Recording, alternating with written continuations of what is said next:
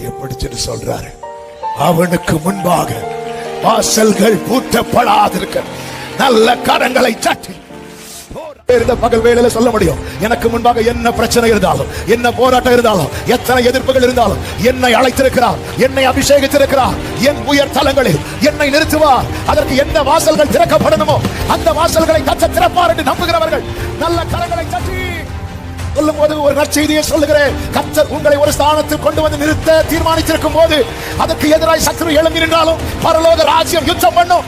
கைகளால் பெயர்க்கப்படாத கல்வன் அடிக்கும் விசுவாசிக்கிறவர்கள். ஆமே, என் ஆண்டவர் ஒன்று சொன்னார், அதுல இருக்க ஒரு புள்ளி கூட மாறா, ஒரு புள்ளி வானமும் பூமியும் ஒளிந்து போகும். ஓ ஜீசஸ்.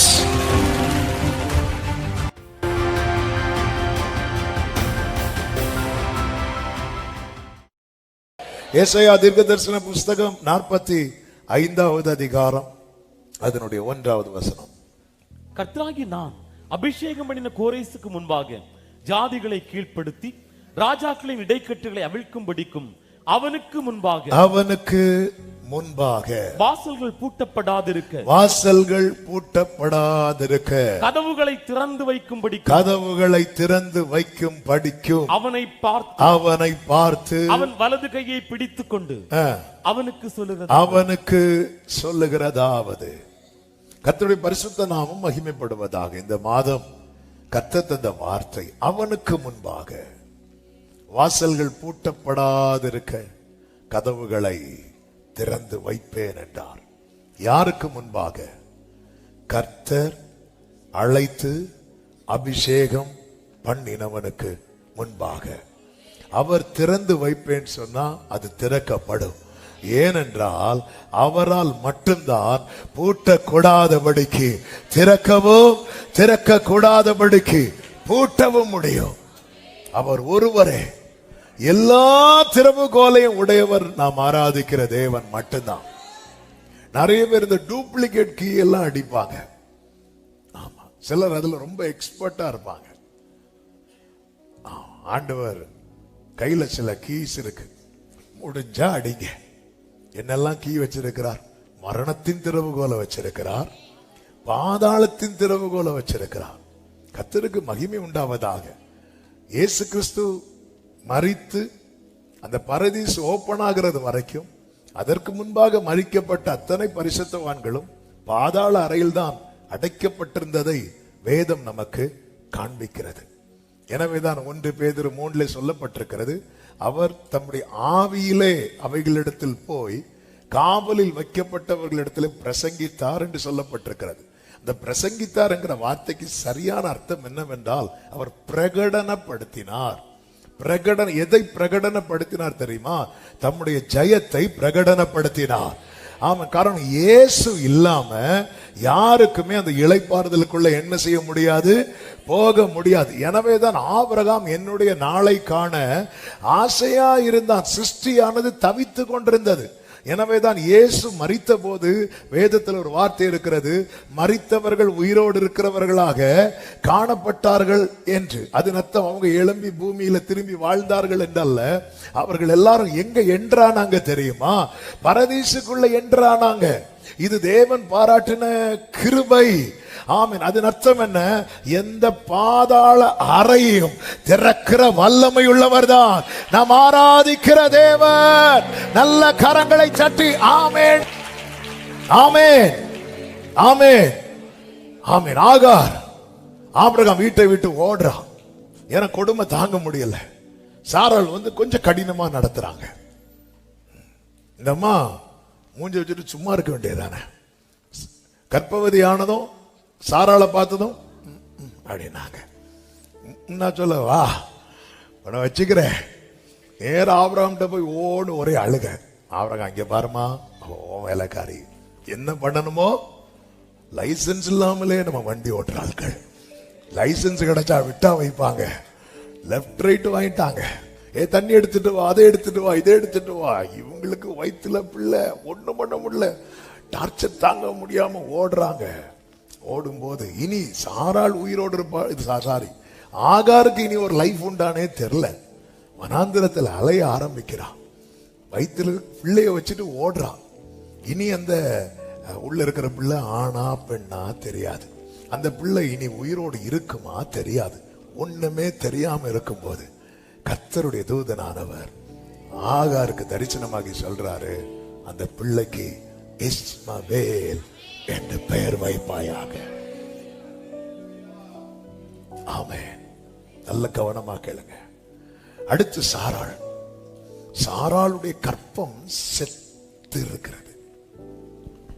கர்த்தர் ஆபிரகாம்கிட்ட பேசுறார், அவளாலே உனக்கு ஒரு குமாரன், அவனுக்கு ஈசாக்கு என்று பெயர் வைப்பாயாக.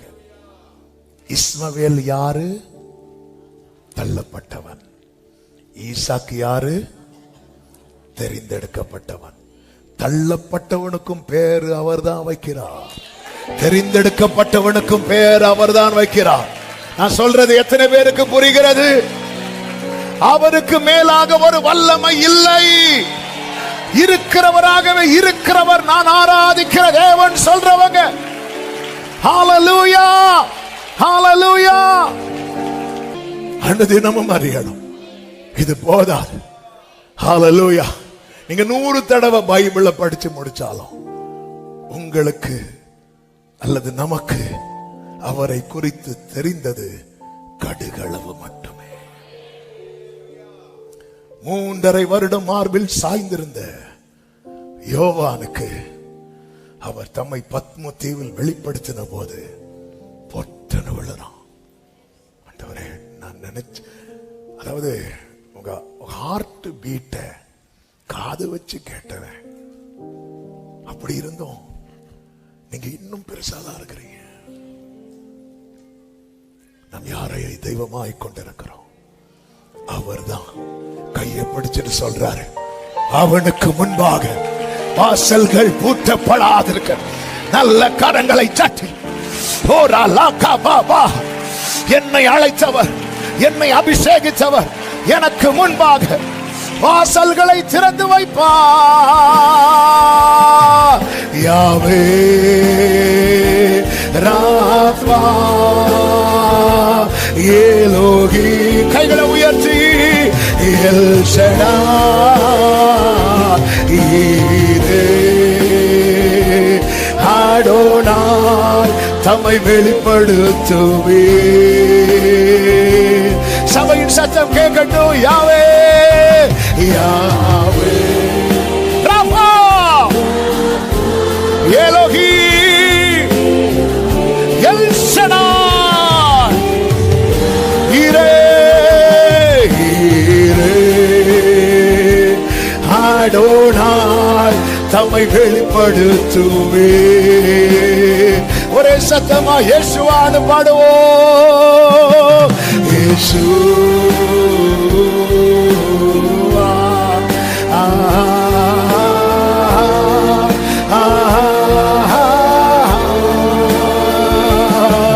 இயேசு, நீர் மகிமைப்படுவீராக, நீர் மகிமைப்படுவீராக. எல்லா கட்டுகள் உடையட்டும், வெண்கல கதவுகள் உடையட்டும், உடையட்டும். ஓ யாவே யாவே ராஃபா எலோகி எல் ஷடாய் ஈரே அடோனாய் தம்மை வெளிப்படுத்துவே. ஆமென் ஆமென். சீயோனே, நீ கம்பீரித்து ஆர்ப்பரி. இஸ்ரவேலின் பரிசுத்தர் உன் நடுவில் பெரியவராயிருக்கிறார். இருக்கிறவனவனும் தோன்றும் முன்னமே பெயரிடப்பட்டிருக்கிறான். 150 ஆண்டுகளுக்கு முன்பதாக கோரேஸ் என்கிறவனை குறித்து சொன்னார். ஆமென். அதே பேர்ல, அதே அடையாளத்துல. ஹalleluya. ஆமென். என் ஆண்டவர் ஒன்று சொன்னா அதுல இருக்கிற ஒரு புள்ளி கூட மாறாது. ஒரு புள்ளி, வானமும் பூமியும் ஒளிந்து போகும். ஓ ஜீசஸ்.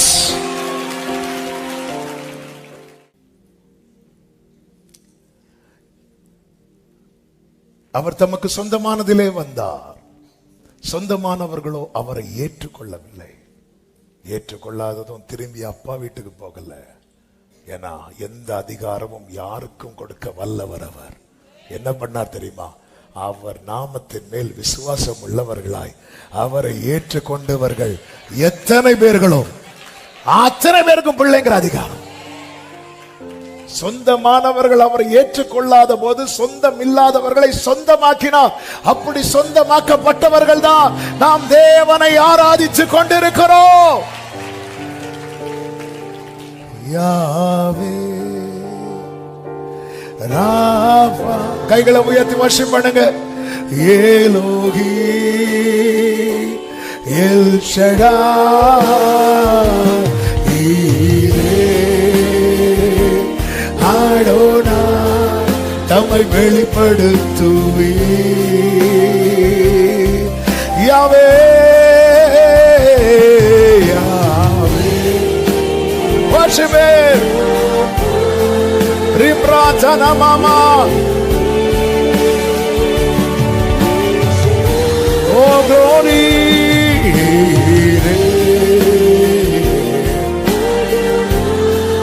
தம்மை வெளிப்படுத்துவே. கர்த்தருக்கு மகிமை உண்டாவதாக. கர்த்தர் இஸ்ரவேலரை பாபிலோன் கையில ஒப்பு கொடுக்கிறார்.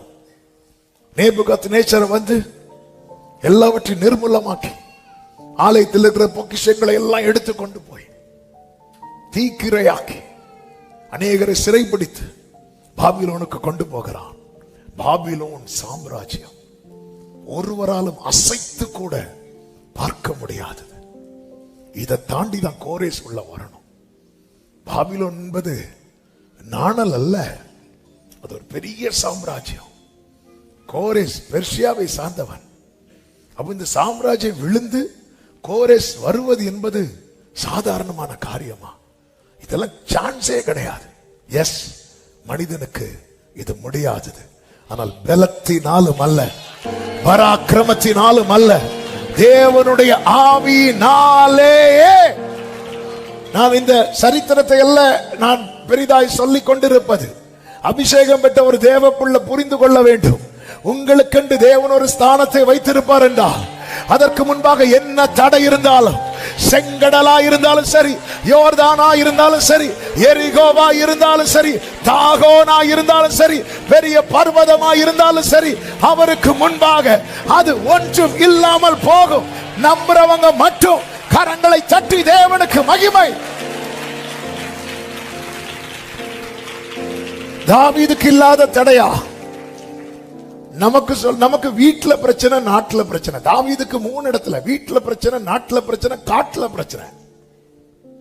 வீட்டுல வந்த சகோதரர்கள் வேட்டு மனுஷனா பாக்குறாங்க. எப்படிங்க இருக்கும்? சில வீட்டுல சில பிள்ளைங்களை பரியாசம் பண்ணுவாங்க தெரியுமா? பிரதர்ஸ் சிஸ்டர்ஸ் இருக்க வீட்டுல எல்லாம் நீ எங்க அம்மா அப்பாக்கு பிறகுல, உன்னை சந்தையில இருந்து வாங்கிட்டு வந்தோம். இப்படி எல்லாம் ஆல்மோஸ்ட் எல்லா வீட்லயும் இந்த மாதிரி பரியாசம் பண்றது. ஒன்ன போற வழியில அங்க ஒருத்தங்க அடிப்பம்புல குடத்தை வச்சு தண்ணி எடுத்துட்டு இருந்தா, நீ அதெல்லாம் பாம்போல உட்கார்ந்துருந்த, உன்னை தூக்கிட்டு வந்தோம். உடனே போய் அம்மா அம்மா அம்மா இப்படி சொல்றாங்க. அம்மா அப்படியாமா? தாவீதை வேற்று மனுஷனா பாக்குறாங்க. என்ன இருந்தாலும் வீட்டுல பிரச்சனை. காட்டுல போனா சிங்கம் வருது, கரடி வருது. எதுக்கு? செல்ஃபி எடுக்கவா? இல்ல அவனை எடுக்கிறதுக்கு. காட்டுல பிரச்சனை. ஊருக்கு வந்தா எங்க நிக்கிறான் கோலியாத். எல்லாம் என்ன பிரச்சனை? சுற்றிலும் பிரச்சனை. ஆனாலும் தாவீதினுடைய சாட்சி என்ன தெரியுமா? சங்கீதம் 18:33. அவர் என் கால்களை மான்களுடைய கால்களை போலாக்கி என் உயர் தலங்களில் என்னை. எத்தனை பேர் இந்த பகல் வேளையில சொல்ல முடியும்? எனக்கு முன்பாக என்ன பிரச்சனை இருந்தாலும், என்ன போராட்டம் இருந்தாலும், எத்தனை எதிர்ப்புகள் இருந்தாலும், என்னை அழைத்திருக்கிறார், என்னை அபிஷேகித்திருக்கிறார். என் உயர் தலங்களில் என்னை நிறுத்துவார். அதற்கு எந்த வாசல்கள் திறக்கப்படணுமோ அந்த வாசல்களை கர்த்தர் திறப்பார் என்று நம்புகிறவர்கள் நல்ல கரங்களை தட்டி ஆமென்.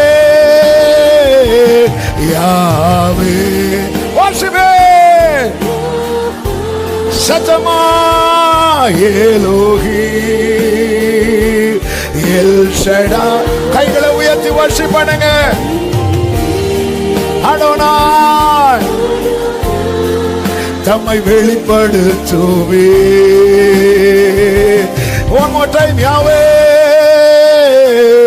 Yahweh, Rafa, Elohim, Rika Malakadonaro,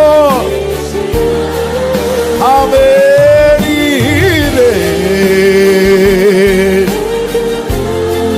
தம்மை வெளிப்படுத்துவே. பாபிலோன் எல்லாம் கைக்குள்ள, ராஜ்யங்கள் அவன் பிடியில, தன்னை வீழ்த்த ஒருவரும் இல்லை என்கிற நிலையில் இருக்கும் போதுதான் கர்த்தர் ஒரு சொப்பனத்தை கொடுத்தார்.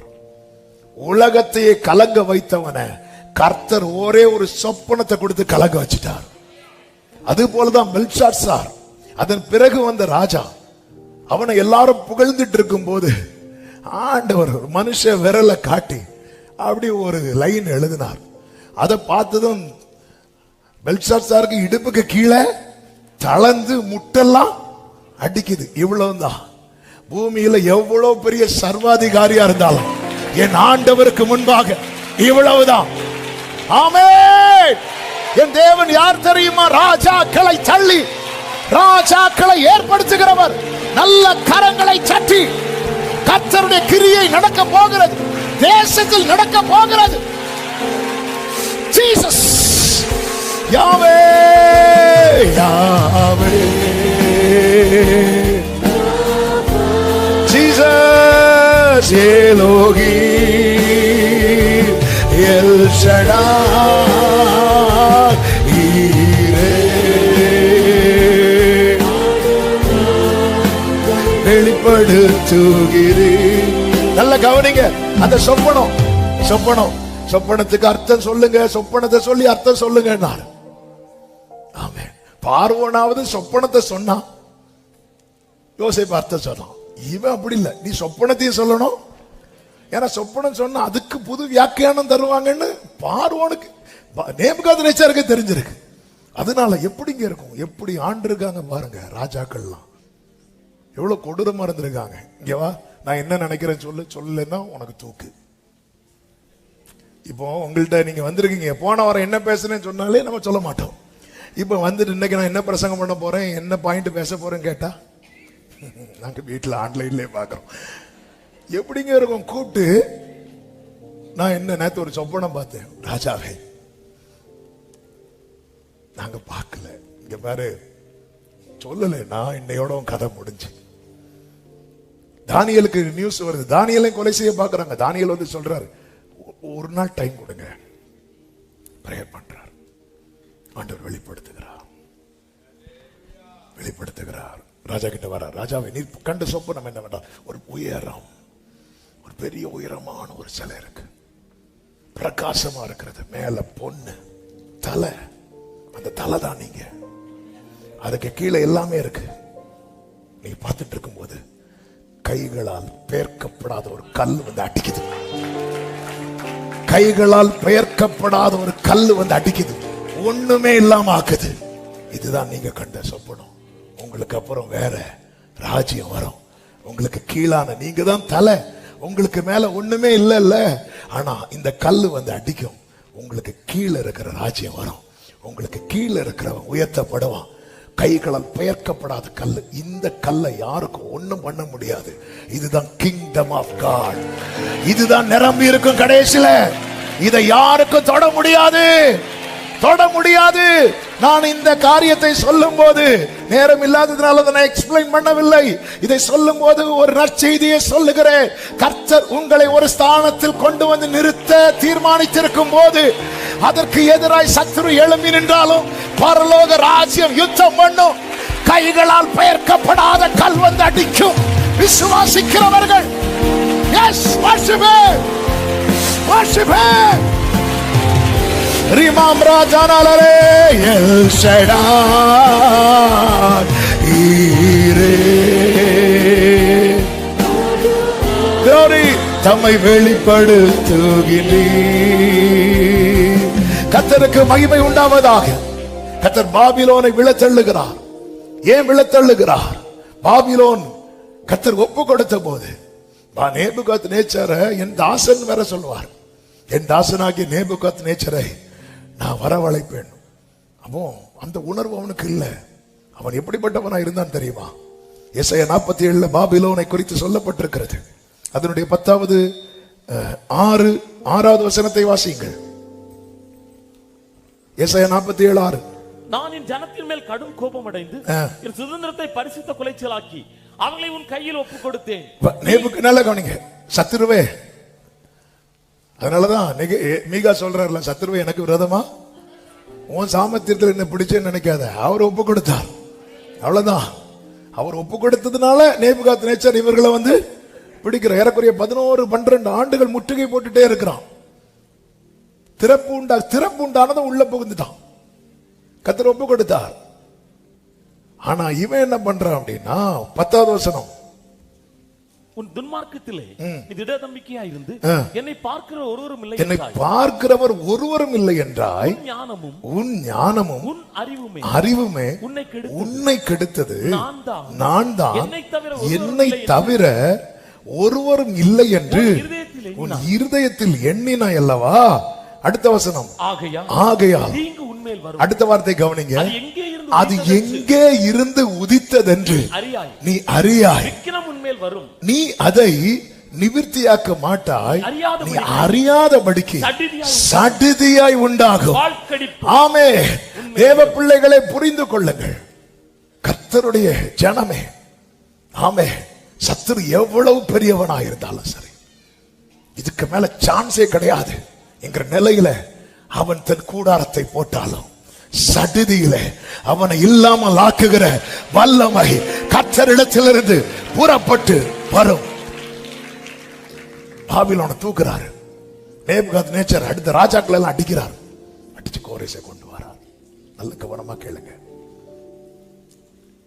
இந்த நாட்களிலே சிறையிருப்புக்குள்ளே கட்டப்பட்ட நிலையில, சத்துருவின் கை ஓங்கின நிலையில யாராவது இருக்கிறீங்கன்னா மனஸ்தாபப்படுகிறவரிடத்துல மன்றாடுங்கள். இன்னும் உங்கள் இருதயத்தை கடினப்படுத்தி கொண்டு இராதிருங்கள். காலம் தாண்டி கேட்பதினால் ஒரு பிரயோஜனமும் இல்லை. இது அனுக்கிரக காலம், இது இரட்சணிய நாள். ஆமே. யாக்கோபு பயிரிட்டு அந்த விளைச்சல் முளைக்க ஆரம்பிக்கும் போது கர்த்தர் வெட்டுக்கிளிகளை அனுப்பினாராம். வெட்டுக்கிளிகள் வந்து எல்லாம் ஆக்கினதும் ஆமோஸ் கத்துறான், ஆண்டவரே ஆண்டவரே யாருக்கு இப்படி செய்தீங்கன்னு பாருங்க. யாக்கோபு சிரித்து போனானே ஆண்டவரே. அப்படி சொன்னதும் கர்த்தர் மனஸ்தாபப்பட்டு அப்படி ஆவதில்லை என்றார். அதன் பிறகு யாக்கோபு மீண்டும் பாவம் செய்ய ஆரம்பிக்கிறான். யாக்கோபு என்றால் இஸ்ரவேல் ஜனங்கள். மீண்டும் கர்த்தர் அக்கினி அனுப்புகிறார். யாக்கோபு சிரித்து போனான். அப்பா, யாக்கோபுக்கு நீங்க கொடுத்த பிராமிஸ் என்ன? பலத்த ஜாதி ஆக்க வேண்டானே. அவன் சின்னதாயிட்டான், அவன் சிரித்து போயிட்டான். மனஸ்தாபப்பட்டு அப்படியெல்லாம் ஆகாதுப்பா, மன்னிச்சுட்டேன் என்கிறார். இது கிருபையின் காலம். யாக்கோபு பார்த்தா இது நல்லா இருக்கு, நான் தப்பு பண்ண அவர் மன்னிப்பார். இது போய் அந்த காலம் முடிந்து கர்த்தர் பிரமாணத்தை தூக்கு நூலாய் போடுறார். அவர் தூக்கு நூல் போடுறார். அவன் கிரியைக்கு தக்க அளக்கும்படி தூக்கு நூலை போடுகிறார். ஆமோஸ் 7 நான் சொல்லுகிற வார்த்தைகள் நேரம் இல்லாததுனால் எடுத்து வாசிக்கல. எப்போ தூக்கு நூலை போட்டாரோ இனி நான் மன்னிக்க மாட்டேன்ட்டாரு. அதன் அர்த்தம் என்ன? இனி நீ எவ்வளவு அழுதாலும் நோ யூஸ். காலம் கடந்து எதை செய்தாலும் எந்த பிரயோஜனம் இல்லை. காலம் கடந்து செய்த கிரியைகள் வேதத்தில் 3 நபர்களை நமக்கு பார்க்க முடியும். ஒன்று ஏசா. அழ வேண்டிய காலம் கடந்த பிறகு அவன் அழுதான். அவன் எப்படி அழுதான் தெரியுமா? யாக்கோபு யாபோக்காற்றின் கரையில் அழுததை விட சத்தமிட்டு அதிகமாய் ஏசா அழுதான். காலம் கடந்து அழுதான். காலம் கடந்து அழுதான். பிரயோஜனம் இல்லை. ஆனா யாக்கோபு பாருங்க, அவன் அழ வேண்டிய காலத்துல அந்த இரவுலே போய் உட்கார்ந்திருந்த அழுதான். காலம் கடந்து அழுததுனால, அதாவது கண்ணீருக்கு எவ்வளவு பலன் உண்டு தெரியுமா? ஆனா காலம் கடந்து விட்டது. No use. சவுல் காலம் கடந்து கர்த்தரை தேடினான். அவனை கர்த்தர் புறக்கணித்தார் என்று சொல்லும் போதே அவன் கர்த்தரை தேடி இருக்கணும். அவன் அதை செய்யாம என்னெல்லாம் பொல்லாப்ப செய்ய முடியுமோ எல்லாம் செய்து விட்டு கடைசியில கர்த்தரை தேட வரான் பாருங்க. வேதம் சொல்லுகிறது அவனுக்கு ஒரு வார்த்தையும் வெளிப்படவில்லை. காரணம், காலம் கடந்து கர்த்தரை தேடினான். கர்த்தருக்கு மகிமை. நோயோஸ். தாவீதை பாருங்க, சவுல் பண்ண தப்பை விட தாவீது பண்ண தப்பு பெருசு. ஆனா நீ கர்த்தருக்கு முன்னாக இப்படி ஒரு தப்பு பண்ணிட்டேன்னு சொன்னதும் தேவ சமூகத்துல போய் சங்கீதம் 51 பாடுறார். அப்பா தள்ளிராதீங்க. உணர்ந்தா அவன் காலம் கடந்து செய்யல, காலம் கடந்து செய்யல. ஆமென், ஹல்லேலூயா. யூதாச பாருங்க, பேதுருவை பாருங்க. ஒரே இரவுல பேதுரு அவரை தெரியாதுன்னு மறுதலிக்கிறான். யூதாசு தெரியும்னு கை காட்டுறான். ஆமென். ஆனால் பேதுரு அந்த இரவிலே மனம் கசந்தான், மனஸ்தாபப்பட்டான். யூதாஸ் காலம் கடந்து, நெக்ஸ்ட் டே காலம் கடந்து. ஆமே, அழுதா ஆண்டவர் இறங்குவார் காலத்துக்குள்ள. தேடுனா ஆண்டவர் தென்படுவார் காலத்துக்குள்ளே. மனஸ்தாபப்பட்டால் மன்னிப்பார் காலத்துக்குள்ளே. அந்த காலம் தாண்டிட்டுன்னா இஸ்ரவேலே நீ உன்னை பார்க்க வேண்டிய இடத்துல கோரேச பார்க்க வேண்டிய நிலைமை ஆயிட்டு. சபையே கொஞ்சம் இமேஜின் பண்ணி பாருங்க. நம்மை பார்க்க வேண்டிய இடத்துல கர்த்தர் இன்னொரு நபரை பார்த்துட்டு இருக்கிறார்னா எப்படிங்க இருக்கும்? நம்முடைய அப்பா நம்மளை மகனேன்னு கூப்பிடுறதுக்கு பதிலா இன்னொரு ஆளை மகனேன்னு கூப்பிட்டு கை பிடிச்சிட்டு போனா எப்படி இருக்கும்? எப்படி இருக்கும்? ஆமா, 3 வருஷம் கூட இருந்த யூதாசுக்கு கிடைக்காதது சிலுவையில் அறையப்பட்ட ஒரு கள்ளனுக்கு கிடைக்குது. இஸ்ரவேலர்கள் இன்னும் அறியாமையில இருக்கிறாங்க. மேசியா வருவார்னு பார்த்துட்டு இருக்கிறாங்க. இஸ்ரவேலர்களுக்கு கர்த்தர் ஆபிரகாமுக்கு கொடுத்த ஆசீர்வாதங்கள் அவங்க மேல கர்த்தர் உண்மையுள்ளவர்னால அவங்களை யாருக்கும் தொட முடியல, இருந்துட்டு இருக்கிறாங்க. ஆனா ஒரு சத்தியம் தெரியுமா? அவர்கள் தேவனை பிதாவை நோக்கி கூப்பிடுவதை விட நாம கூப்பிடுறத அவர் ரொம்ப விரும்புறார். ஏன் தெரியுமா? நம்ம இயேசுவை தரித்திருக்கிறோம். எனக்கு தெரியும், இஸ்ரவேலர் கூப்பிடுறத விட நான் கூப்பிடுறது அவருக்கு பிடிக்கும்.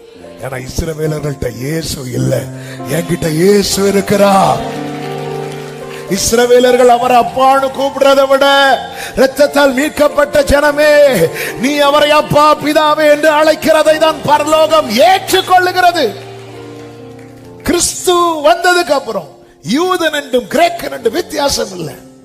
ஆனா அவங்க இன்னும் அந்த பழைய பாரம்பரியம், இன்னும் மிருகங்களையே பலி செலுத்தி கொண்டு அவர் வருவார் என்று பார்த்து கொண்டு அறியாமலும் உணராமலும் இருக்கும் போது கர்த்தர் அப்படி முகத்தை திருப்புறார். அண்டு கோரேசின் பக்கம் திருப்பினது போலதான் நம் பக்கம் அந்த முகத்தின் வழி வீசப்பட்டது. இதுதான் ஏசாயா 49வது அதிகாரம்.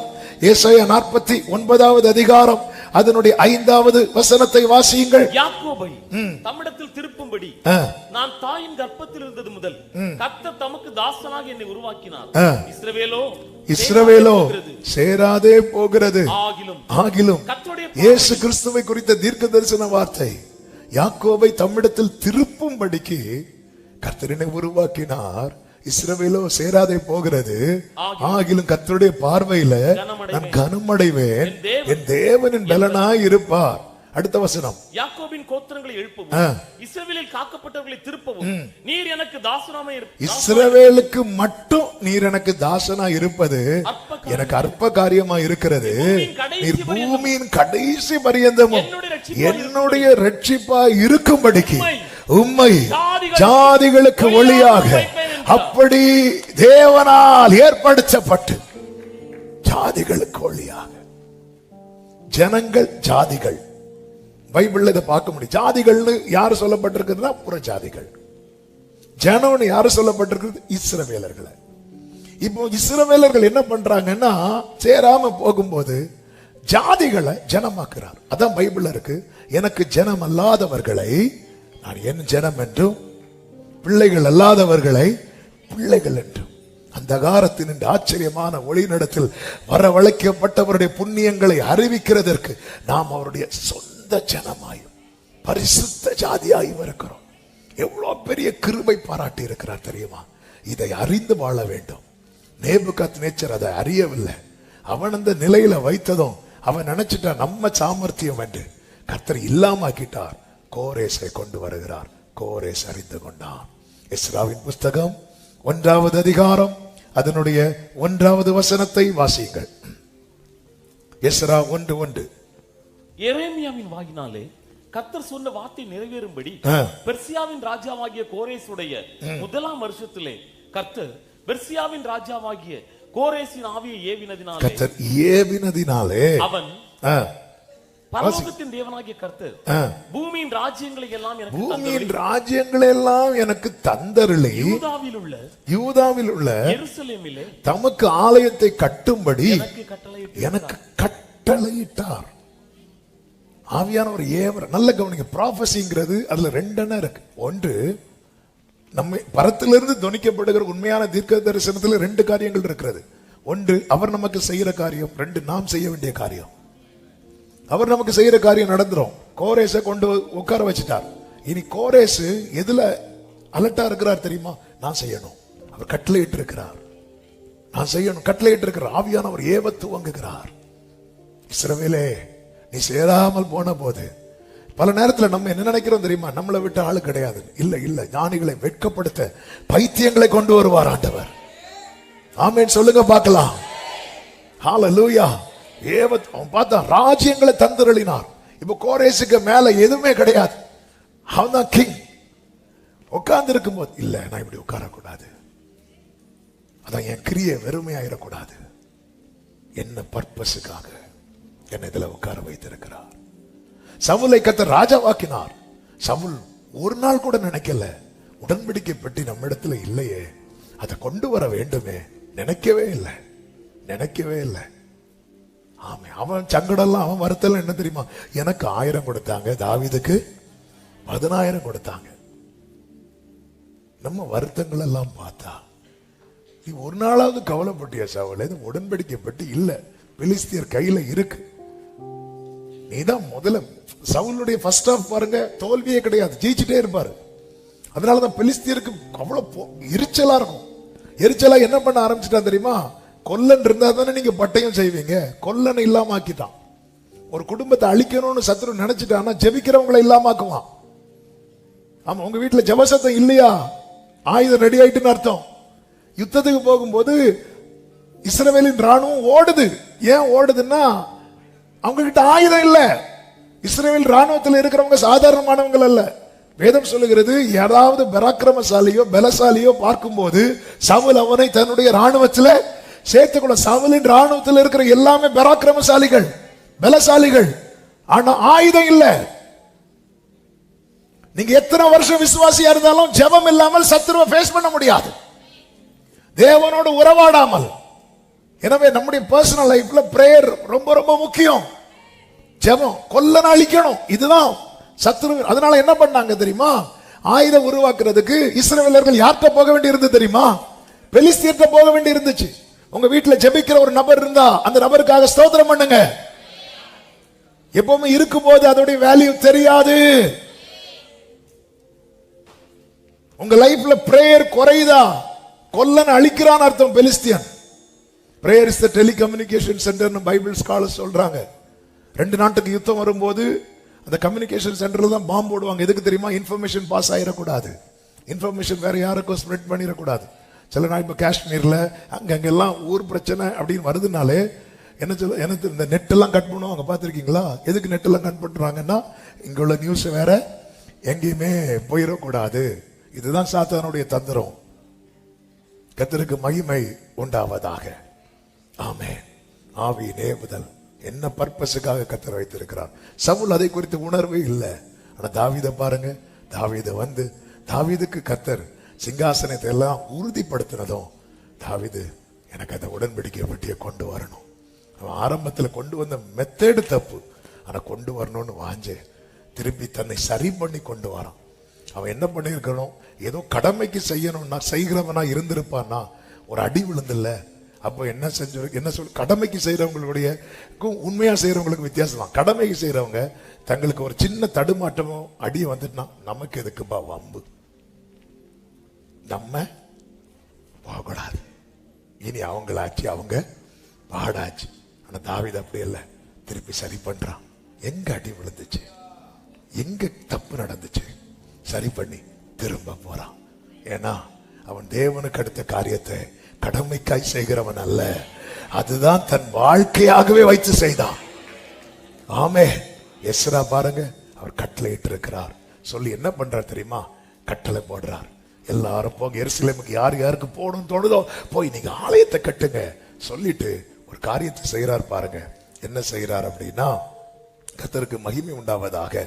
எஸ்ராவின் புஸ்தகம் 1வது அதிகாரம், அதை நீங்க படிச்சீங்கன்னா தெரியும். எஸ்ராவின் புஸ்தகம் 1வது அதிகாரத்துல நேபுகாத்நேச்சார் வந்து இஸ்ரவேலரை சிறைபிடிக்கும் போது எல்லாத்தையும், அதாவது பொக்கிஷத்தெல்லாம் எடுத்துட்டு வருவான்ல, அந்த அத்தனை பொக்கிஷத்தை 1:8 வாசியுங்கள். அவைகளை பெர்சியாவின் ராஜாவாகிய கோரேஸ் பொக்கிஷக்காரனாகிய மித்ரேதாவின் கையில எடுக்க செய்து யூதாவின் அதிபதியாகிய எஸ்பாசாரிடத்தில் எண்ணி கொடுத்தானாம். ஆமென். இதான் அபிஷேகம் பண்ணப்பட்டவனுடைய அடையாளம். என்ன அடையாளம் தெரியுமா? நல்ல கவனமா கேளுங்க, இங்க நான் ஜெபித்து முடிக்க விரும்புகிறேன். கர்த்தரால ஒரு காரியத்துல ஏற்படுத்தப்பட்டதுக்கு அப்புறம் எதுல கேர்ஃபுல்லா இருக்கணும் தெரியுமா? இன்னொருத்தவங்களுடைய ஒண்ணுமே நம்ம கையில் இருக்க கூடாது. இப்ப கோரை சொல்லிருக்கலாம், ஏப்பா அது நான் எடுத்துட்டு வரலப்பா, எனக்கு முன்னாடி இருந்தவங்க எடுத்து வச்சுட்டாங்க, எனக்கு அது ஒண்ணும் பண்ண முடியாது சொல்லிருக்கலாம். இல்ல, அது என்னுடையதல்ல, என்னுடையதல்ல. என்னைக்கு ஏதாவது குறைவு இருக்கா பாருங்க. ஏய், நேபுகாத்நேச்சார் எருசலேம் ஆலயத்திலிருந்து எல்லாம் எடுத்துட்டு வந்தால, எடு. அபிஷேகம் பண்ணப்பட்ட தேவ பிள்ளையை, கர்த்தரை ஆராதிக்கிற தேவ பிள்ளைகளை வேற ஒருத்தங்களுடைய ஒண்ணு நம்ம கிட்ட இருக்க கூடாது. 17 ஆமீன் வருது. இன்னொருத்தங்களுடைய பிறனுடைய யாதொன்றையும் இருக்கக்கூடாது, இருக்கக்கூடாது. இயேசு உடுத்திருந்த வஸ்திரத்தை உறிஞ்சிட்டாங்க. உறிஞ்சிட்டு அவரை வேற ஒரு துணியில சுத்தி கல்லறையில வச்சாங்க. இயேசு உயிர் தெழுந்து அந்த துணியோட போகல, கல்லறைக்குள்ள வந்து பேதுரு யோவானும் பார்க்கும்போது அவரை சுற்றி இருந்த துணியை அவர் சுருட்டி ஒரு ஓரத்துல வச்சுட்டு அவர் ஏன்னா அது அவருக்குரியது கிடையாது. அவர் போயிருக்கலாம், எனக்குரியதை அவங்க எடுத்துட்டாங்க, அவங்களுக்குரியத.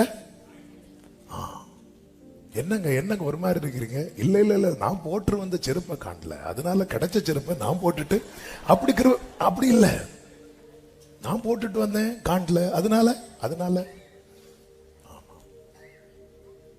கிடைச்சதை போட்டு வந்தேன், போட்டதுதான் போட்டேன், நல்லதா போடப்படாதான். அது இன்னொருத்தங்க வந்துட்டாங்க, அடுத்த வாரம் பார்த்துக்கலாம். அது எனக்குரியதா? கல்லறையை கூட திருப்பி கொடுத்துட்டு தான் போனாரே ஆண்டவர். உலகத்தின் அதிபதி வருகிறான், அவனுக்கு என்னிடத்துல ஒரு கோரேஸ் தேவ ஆவியினால ஏவப்படுகிறவன் சொல்றான், எண்ணி கொடுக்கிறான். கோரேஸுக்கு சம்பந்தம் கிடையாது இந்த விஷயத்துல. கோரேஸ் நீதிமான், ஆனாலும் அவனுக்குள்ள இருக்கிறது ஆவியானவர், சத்திய ஆவியானவர். அது நாங்க ஒண்ணும் பண்ணல, அது எங்க அப்பா காலத்துல, அது எங்க தாத்தா காலத்துல. அது உங்களுக்குரியதா?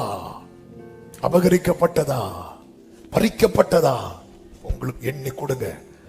சகைவ இன்னைக்கு வா, உங்க வீட்டுல நான் தங்குறேன், அவ்வளவுதான் சொன்னார், வேற எதுவுமே கிடையாது. அடுத்து நடக்கணும்னா சகைவ நீ தான் டிசைட் பண்ணணும்.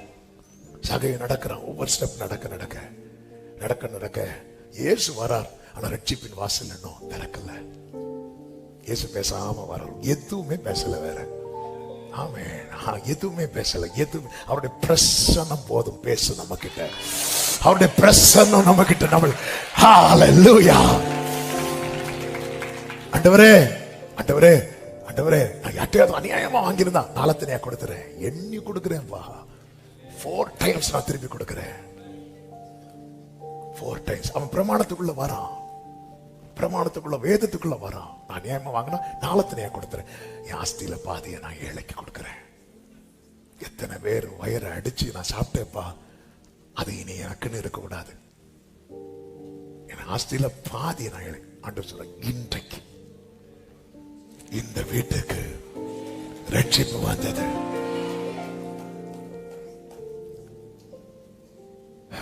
கர்த்தரால் உரைக்கப்பட்டது நிறைவேறிக் கொண்டிருக்கும். கர்த்தர் செய்ய வேண்டியதை செஞ்சுட்டு தான் இருக்கிறார். நாம செய்ய வேண்டியதை செய்கிறோமா? அதுக்கு தான் வாசலை திறந்து வைக்கிறார். ஒப்பு கொடுப்போம். கர்த்தர் நம்மை நடத்துவாராக. கண்களை மூடி நீங்க விரும்பிடும் பாத்திரமாக என்னை மாற்றுங்க ஆண்டவரே.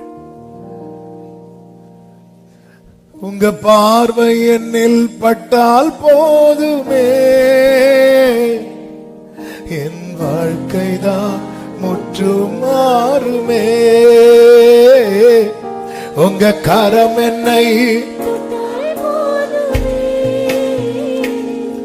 என் வாழ்க்கைதான் மேன்மையாகும்.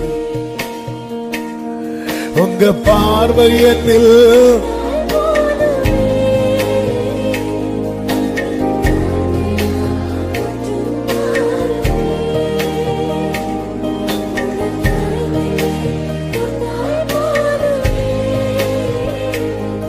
என் வாழ்க்கைதான் என் வாழ்க்கைதான். ஒரு விசை வலது கரத்தை உயர்த்தி இடது கரத்தை இருதயத்தில் வைத்து, நான் உம்மை தெரிந்து கொள்ளவில்லை, நீர் என்னை தெரிந்து கொண்டிருக்கிறீர். ஆண்டவரே, நேபுகாத்நேச்சாரை போல இல்லாம ஆயிடக்கூடாது, இஸ்ரவேலை போல சேராம போயிடக்கூடாது.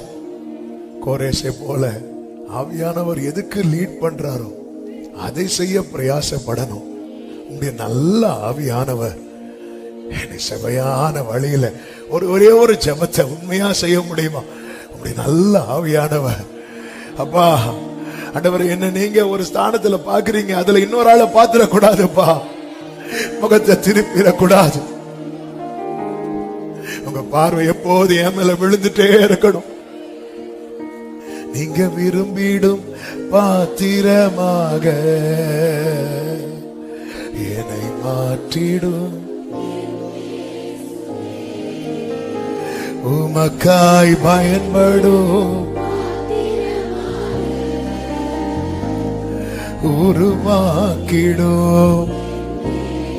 பரிசுத்த பிதாவே, நல்ல தகப்பனே, இந்த நாளில் எங்களோடு பேசின உணர்த்தின வார்த்தைகளுக்காக ஸ்தோத்திரம்.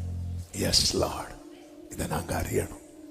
கோரேசுக்கு அத்தனை ராஜ்யங்களை கொடுத்த போதிலும் நான் அவரிடத்திலிருந்து கட்டளை பெற்றிருக்கிறேன் என்று சொல்லி அவன் அதை நிறைவேற்றினான்.